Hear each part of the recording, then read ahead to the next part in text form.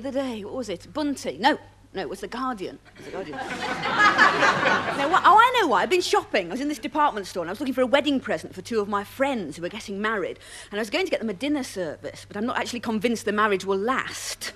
So I settled for 2 picnic baskets. And I was just going to have a salad, but the queue for coleslaw went right back into slacks and separates. And I only really wanted a cup of tea and a sit down, so I went down the blood donors, you see. It's brilliant, blood donors. I don't know why more people don't go. It's completely painless. Well, no, not exactly, because at my one they played David Jacobs, but I suppose some people just can't stand the sight of blood. And some people can't stand the sight of doctors eating ginger nuts with their mouth open, so... So it was fairly empty. Well, there was just me and 2 nuns from Matlock. And I'm just lying there on this very ancient bed, because our blood donor centre is a bit outdated. In fact, there's a sign in the ladies' loo that says, "Now wash your crinoline." So I'm lying there, blood coming out of here, Typhoo going in there, because I'm in a hurry. And I'm reading this newspaper. Well, I'm lying on this newspaper because there's no sheets. Thank you, Norman Fowler. And see to it, Edwina, could you? And I'm just flicking through The Guardian, thinking, do I want to buy a timeshare apartment in a disused colliery? Or shall I perhaps send off for a birthing stool? Well, I'm not pregnant, but look, the perfect thing for drying my woolies. Then I got to this very heavy article about the arts. In fact, it took 3 of us to hold up the paper. And it said this most frightening thing. It said that 99.7% of people in this country don't read Japanese poetry.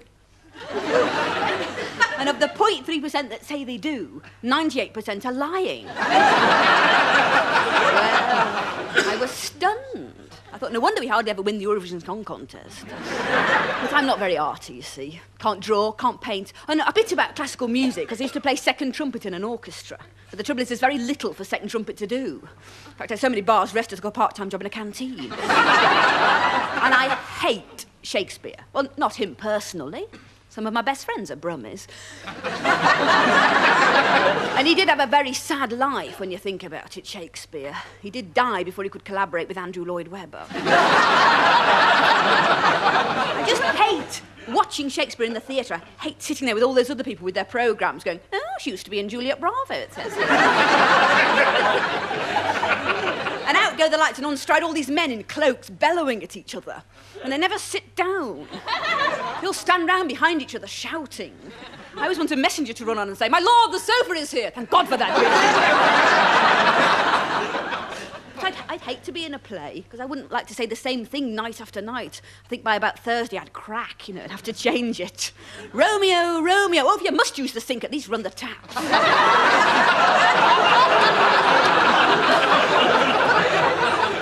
A lot of my friends are actresses, you see, so I go and see them in shows, and I quite like that. I quite like it when you can join in and shout things out, you know. "Behind you!" Didn't go down too well in Hedda Gabler. But I had a friend in a play and she asked me to go and see it, and the theatre was miles away and I drove miles down the motorway, got stuck behind a caravan all the way. I hate caravans. I hate it when you're all going down the fast lane at 70 miles an hour and they're stood up in the back cooking chips. So I ran into the theatre, it was about 7:25, and ran into the box office and they said, "I'm sorry, all our regular seats are sold, but we can offer you a banquette in the upper circle." I said, "If I've come all the way from Derby, I want to see the play."